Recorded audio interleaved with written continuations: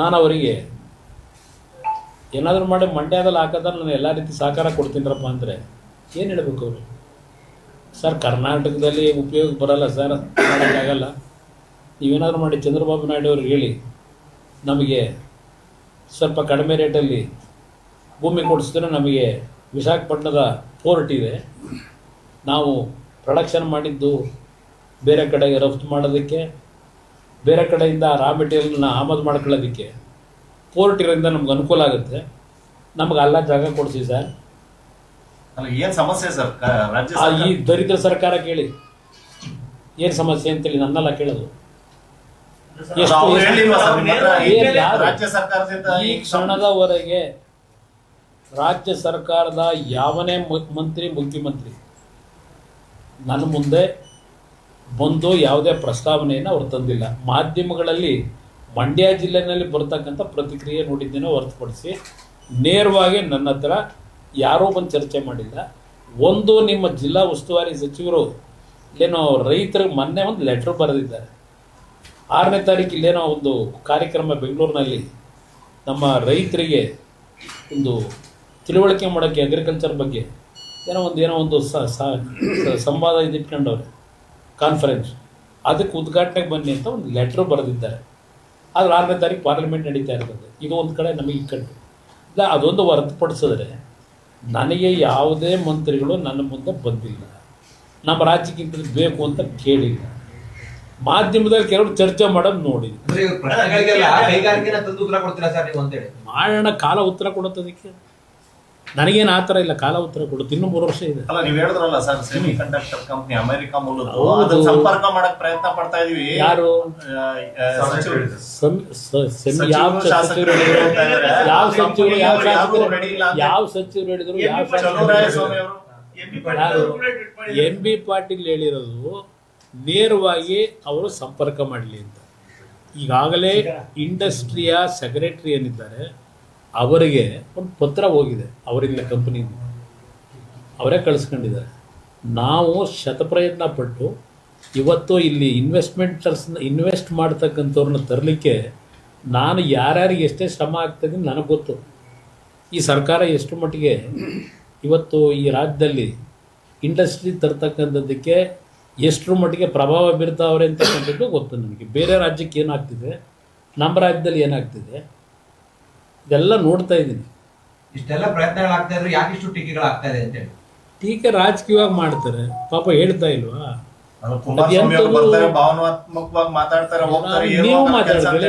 ನೀವು ಭಾವನಾತ್ಮಕವಾಗಿ ಮಾತಾಡಿದ್ರಿ, ನಿಮ್ನ ಹಿಡ್ಕೊಂಡಿರೋ ಯಾರು? ಅವ್ರ ಥರ ನಾನು ಮಾತಾಡೋಕ್ಕಾಯ್ತದ? ಮೊನ್ನೆ ಏನು ಹೇಳೋರು ಹೇಳಿ? ಅದಂತೂ ಈ ಮಂಡ್ಯ ಜಿಲ್ಲೆ ಒಳ್ಳೇದಾಗಬೇಕು ಅಂದರೆ ಜನತಾದಳ ಒದ್ದೋಡಿಸ್ಬೇಕಂತಲ್ಲ, ಜನತಾದಳ ಒದ್ದೋಡಿಸ್ಬೇಕಂತ. ಈ ಜಿಲ್ಲೆ ಇವರೊಬ್ಬರೇ ಗುತ್ತಿಗೆ ತಗೊಂಡಿರೋರು, ಮುಂದೆ ಗೊತ್ತಾಗುತ್ತೆ ಸರ್. MSP ದವ್ರದ್ದು ಹೇಳ್ತಾ ಇದ್ರಿ, ಯಾಕೆ ಅಂತಂದ್ರೆ ಪ್ರತಿ ಕೂಡ ಖರೀದಿ ಕೇಂದ್ರಗಳು ನೋಡಿ. ಈ ಸರ್ಕಾರ ಬ್ರೋಕರ್ಸ್ಗಳಿಗಿರೋ ಸರ್ಕಾರ ಇದು.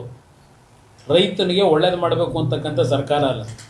ರೈತನ ಹತ್ರ ಮಾಲಿದ್ದಾಗ ಒಂದು ಖರೀದಿ ಕೇಂದ್ರ ಪ್ರಾರಂಭ ಮಾಡಿ ಮೊದಲು ತಗೊಳ್ಳಲ್ಲ. ರೈತ ಸಂಕಷ್ಟಕ್ಕೆ ಒಳಗಾಗಿ ದುಡ್ಡಿಲ್ಲದೆ ಈ ಬ್ರೋಕರ್ಗಳಿಗೆ ಮಾರ್ತಾರಲ್ಲ, ಆಮೇಲೆ ಖರೀದಿ ಕೇಂದ್ರ ಮಾಡ್ತಾರೆ. ಅಷ್ಟರೊಳಗೆಲ್ಲ ಮುಗಿದೋಗಿರ್ತದೆ ರೈತರ ಕತೆ. ಅದರಿಂದ ಈ ಬ್ರೋಕರ್ ಸರ್ಕಾರಕ್ಕೆ ನಾನು ಚರ್ಚೆ ಮಾಡೋಕ್ಕಾಯ್ತದೆ. ಎಷ್ಟು ಸಲ ಅಡ್ವೈಸ್ ಮಾಡೋದು. ನಾನು ಮಂತ್ರಿ ಇದ್ದೆ, ಮುಖ್ಯಮಂತ್ರಿ ಇದ್ದೆ.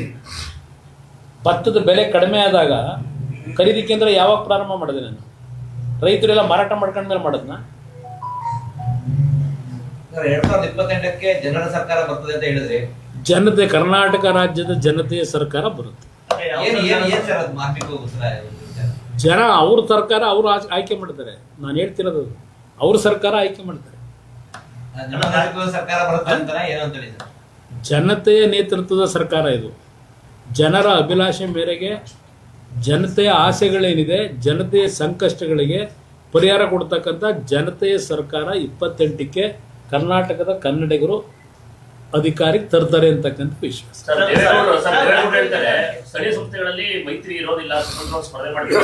ವೈಯಕ್ತಿಕವಾಗಿ ಹೇಳಿದ್ದಾರೆ. ಈಗ ಹಿಂದೆ ಮಹಾರಾಷ್ಟ್ರದಲ್ಲಿ ಈಗ ಮೊನ್ನೆ ಚುನಾವಣೆ ಆಯಿತು, ಉಪಮುಖ್ಯಮಂತ್ರಿಗಳು ಅಲ್ಲಿರ್ತಕ್ಕಂಥವ್ರು ಅವರವರದೇ ಆದ ರೀತಿಯಲ್ಲಿ ಸ್ಥಳೀಯ ಚುನಾವಣೆ ನಡೆಸಿರೋದು ನೋಡಿದ್ವಿ. ಅಂಥ ಒಂದು ವಾತಾವರಣ ಇವತ್ತೇನು ಸ್ಥಳೀಯವಾಗಿ ನೋಡ್ತಾ ಇದ್ದೀವಿ ಬೇರೆ ರಾಜ್ಯದಲ್ಲೂ, ಅದರ ಹಿನ್ನೆಲೆಯಲ್ಲಿ ಹೇಳ್ಕೊಂಡಿರ್ಬೋದು. ಆದರೆ ನಾವು JDS ಮತ್ತು BJP ಮೈತ್ರಿ ಮುಖಾಂತರವೇ ಇಂಥ ಒಂದು ಕೆಟ್ಟ ಭ್ರಷ್ಟ ಸರ್ಕಾರ ಕಿತ್ತಾಗಬೇಕು ಅಂತಕ್ಕಂಥ ದೃಷ್ಟಿಯಿಂದ ಇವತ್ತು ಜನತೆಯ ನಿರೀಕ್ಷೆ ಅಪೇಕ್ಷೆ ಏನಿದೆ ಆ ಹಿನ್ನೆಲೆಯಲ್ಲಿ ಏನು ತೀರ್ಮಾನ ಮಾಡಬೇಕು ಮಾಡ್ತೀವಿ. ಕಾರ್ಯಕರ್ತರು ಈಗ ನ್ಯಾಚುರಲ್ ಅದು. ಕಾರ್ಯಕರ್ತರಲ್ಲಿ ಈಗ ಸ್ಥಳೀಯ ಸಂಸ್ಥೆಗಳಲ್ಲಿ ಕಾಂಪಿಟೇಷನ್ ಇದೆ, ಎಲ್ಲ ಪಕ್ಷದಲ್ಲೂ ಇರುತ್ತೆ. ಆ ಹಿನ್ನೆಲೆಯಲ್ಲಿ ಅವರವ್ರ ವೈಯಕ್ತಿಕವಾದಂಥ ಒಂದು ಸ್ಥಾನಮಾನಗಳಿಗೋಸ್ಕರ ಚರ್ಚೆ ಆಗ್ತದೆ. ಅಂತಿಮವಾಗಿ ಕೂತು ಈಗಾಗಲೇ ಉಸ್ತುವಾರಿಗಳು ನೇಮಕ ಮಾಡಿದ್ದಾರೆ BJP. ಚರ್ಚೆ ಮಾಡಿ ತೀರ್ಮಾನ ಮಾಡಿ ಏನಿಲ್ಲ. ಈಗಾಗಲೇ ನಿಖಿಲ್ ಕುಮಾರಸ್ವಾಮಿಯವರು 53 ತಾಲೂಕು ಕೇಂದ್ರಗಳಲ್ಲಿ ಈಗಾಗಲೇ ಸಭೆ ಮಾಡಿದ್ದಾರೆ. ಈಗ ಮುಂದಿನ ವಾರ, ಈಗ ನಾಳೆ ಹಾಸನದಲ್ಲಿ ಬೃಹತ್ ಸಮಾವೇಶ ಇದೆ. 1 ಲಕ್ಷಕ್ಕೂ ಹೆಚ್ಚಿನ ಕಾರ್ಯಕರ್ತರ ಸಮಾವೇಶ. ನಮ್ಮ ಪಕ್ಷದ 25 ವರ್ಷದ ಬೆಳ್ಳಿ ಹಬ್ಬವನ್ನು ಪ್ರಥಮವಾಗಿ ಹಾಸನದಲ್ಲಿ ಬೃಹತ್ ಸಮಾವೇಶದ ಮುಖಾಂತರ ಏನು ಮಾಡ್ತಾ ಇದ್ದೇವೆ. ಮುಂದಿನ ದಿನಗಳಲ್ಲಿ ಎಲ್ಲ ಜಿಲ್ಲೆಗಳಲ್ಲೂ ಆ ಕಾರ್ಯಕ್ರಮವನ್ನು ಮುಂದುವರಿಸ್ತೀವಿ. ಕೇಂದ್ರದ ಬಜೆಟ್ನಲ್ಲಿ ರಾಜ್ಯದ ನಿರೀಕ್ಷೆಗಳೇನು ಸರ್? ರಾಜ್ಯದ ಒಂದು ರಾಜ್ಯಕ್ಕೆ ಸೀಮಿತವಾಗಿ ಕೇಂದ್ರದ ಬಜೆಟ್ ಇರಲ್ಲ. ಇಡೀ ದೇಶದ ಅಭಿವೃದ್ಧಿಗೆ ಪೂರಕವಾದಂಥ ರೀತಿಯಲ್ಲಿ ಕಾರ್ಯಕ್ರಮಗಳನ್ನು ಘೋಷಣೆ ಮಾಡ್ತಾರೆ ಬಜೆಟ್. ನೋಡೋಣ ಏನೇನು ಕೊಡ್ತಾರೆ ಸರ್. ರಾಜ್ಯ ಮರಳುವಂತ ಸುಳಿವು ಕೊಟ್ಟಿದ್ದೀರಾ ಸರ್? ಯಾವ ಜಿಲ್ಲೆಯಿಂದ ಸ್ಪರ್ಧೆ ಮಾಡ್ತಾರೆ? ನನಗೆ ಕರ್ನಾಟಕವೇ ನನ್ನ ಒಂದು ಪರಿಮಿತಿ. ಅದರ ಹಿಂದೆ ಬರುತ್ತೆ. ಅದೆಲ್ಲ ನೀವು ಮಾಧ್ಯಮದಲ್ಲಿ ಊಹಾಪೋಹದಲ್ಲಿ ಏನು ಬರೀತಾ ಇದ್ದೀರಿ, ಅದು ಯಾವುದು ವಾಸ್ತವಾಂಶ ಇಲ್ಲ. ನಿಖಿಲ್ ಕುಮಾರಸ್ವಾಮಿ ಅವರ ಭಾವನೆ ಇರೋದು ಮೊದಲು ಈ ಪಕ್ಷದ ಒಂದು ಶಕ್ತಿಯನ್ನು, ಸಂಘಟನೆಯನ್ನು ಬೆಳೆಸಬೇಕು. ನನ್ನ ವೈಯಕ್ತಿಕವಾದ ಸ್ಥಾನಮಾನಗಳಿಂದ ಈ ಪಕ್ಷಕ್ಕೆ ಒಂದು ಶಕ್ತಿ ತುಂಬಬೇಕು ಅಂತಕ್ಕಂಥ ದೃಷ್ಟಿ ಇಡೀ ರಾಜ್ಯದಲ್ಲಿ ಏನು ಪ್ರವಾಸ ಮಾಡ್ತಾ ಇದ್ದಾರೆ.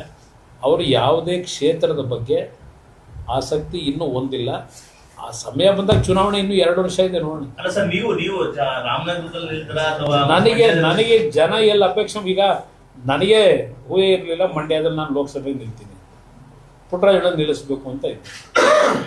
ಅವತ್ತು ಅನಿವಾರ್ಯದಂಥ ಪರಿಸ್ಥಿತಿಯಲ್ಲಿ ಕಾರ್ಯಕರ್ತರುಗಳು ಪುಟ್ಟರಾಜಣ್ಣನು ಸೇರಿದಾಗೇನೆ ಇಲ್ಲ, ಈ ಟೈಮ್ ನೀನು ನಿಲ್ಲಬೇಕು ಅಂದ್ರೆ ನಿಲ್ತೀನಿ. ನನಗೆ ಗೊತ್ತಿರಲಿಲ್ಲ ನಾನು ಪಾರ್ಲಿಮೆಂಟಿಗೆ ನಿಲ್ತೀನಿ ಅಂತ, ನನಗೆ ಗೊತ್ತಿರಲಿಲ್ಲ ಕೇಂದ್ರದಲ್ಲಿ ಮಂತ್ರಿ ಆಯ್ತೀನಿ ಅಂತ. ಪಾಪ ನಮ್ಮ ಹಳೆ ಸ್ನೇಹಿತರುಗಳೆಲ್ಲ ಮೂಲೋಯ್ತು JDS ಅಂತ. ಈಗಿರೋದೇ ಅವ್ರಿಗೆ ಯೋಚನೆ JDS, ಇನ್ಯಾವ ಪಕ್ಷದ ಮೇಲೂ ಅವ್ರಿಗೆ ಯೋಚನೆ ಇಲ್ಲ. ಟೆನ್ಷನ್ ಅಂತ ಹೇಳಿದ್ರೆ ಅವ್ರು ದೊಡ್ಡ ಪಕ್ಷ, ಅವರು ಬಹಳ ದೊಡ್ಡ ಪಕ್ಷ. ಈಗ ಮನ್ರೇಗಾಗೆ ಟವಲ್ ಕಟ್ಕೊಂಡು ರಾಷ್ಟ್ರೀಯ ಅಧ್ಯಕ್ಷರು, ಅಲ್ಲಿಂದ ಯುವ ನಾಯಕರು ರಾಹುಲ್ ಗಾಂಧಿಯವರು ಈಗ ಬೈದಿಟ್ಕೊಂಡು ಹೊರಟಾರೆ. ನನಗೆ ಯೋಚನೆ ಆಗಿರೋದು ಪರ್ಮನೆಂಟಾಗಿ ದುನಿಗೋದು ಕೆಲಸಕ್ಕೆ ಎಲ್ಲಿ ಹೋಗ್ಬಿಡ್ತಾರೋ ಅಂತ ನನಗೆ ಭಯ.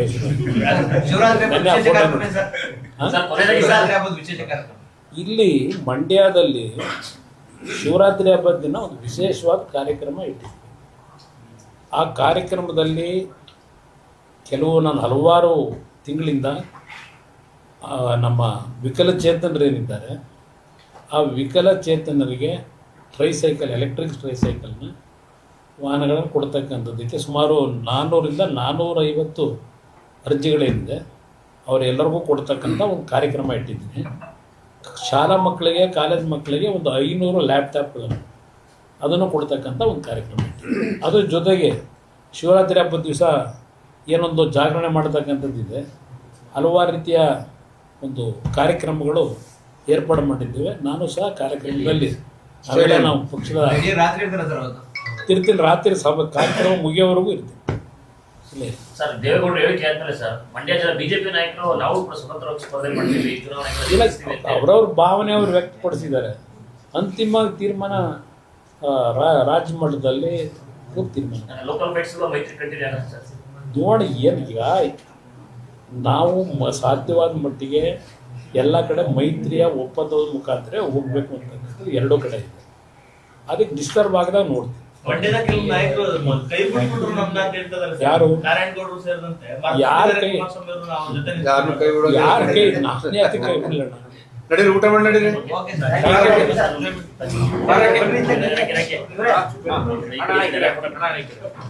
ಊಟ ಪ್ಲೇಟ್ ಹಾಕ್ಸ್ರಿ.